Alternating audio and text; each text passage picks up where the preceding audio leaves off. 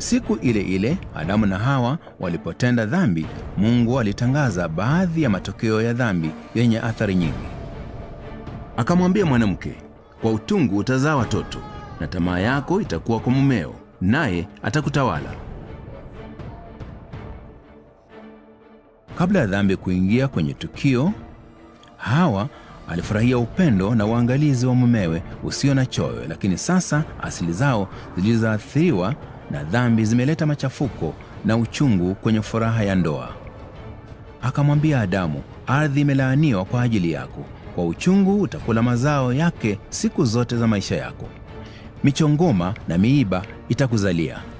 Kwa jasho la uso wako utakula chakula, hata utakapoirudia ardhi ambapo katika hiyo ulitwaliwa, kwa maana u mavumbi wewe, nawe mavumbini utarudi. Kwa sababu ya dhambi yao, Adamu na Hawa waliipoteza milki juu ya nchi.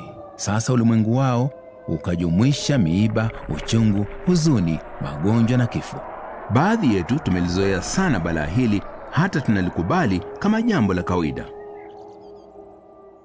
Lakini huo ulikuwa mpango wa Mungu tangu asili maua kuwa na miiba. Au furaha ya kuzaliwa mtoto kuwa uchungu mkali? Au walioumbwa kwa mfano wa Mungu kuzeeka na kufa?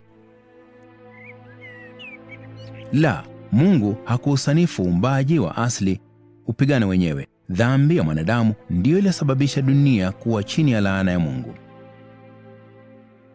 Mwanadamu walifanya dhambi, hivyo lazima afe. Sheria ya dhambi na mauti iliamuru hilo. Kifo ni kutengwa. Dhambi huleta kutengwa aina tatu. Kwanza, kifo cha kiroho. Roho ya mwanadamu imetengwa na Mungu. Pili, kifo cha kimwili. Roho na nafsi ya mwanadamu kutengwa na mwili wake, kadhalika kutengwa na wapendo wake. Tatu, kifo cha milele. Roho, nafsi na mwili wa mwanadamu kutengwa milele na Mungu kwa kutupwa kwenye ziwa la moto. Mwanadamu hakuwa na njia kujiokoa mwenyewe kutoka kwenye laana ya dhambi.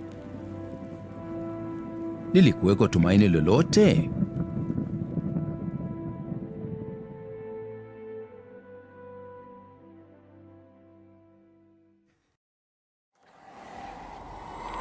Shetani alikuwa ameiba tunu maalum ya mfalme, lakini mfalme alikuwa na mpango wa siri wa kuirudisha kwa gharama. Kwa kuwa gharama ya kukombolea aliyopanga mfalme kulipa ingekuwa ya juu isivyowazika, si mapepo wala wanadamu ambao wangeweza kuuelewa mpango wake hadi utakapotimizwa.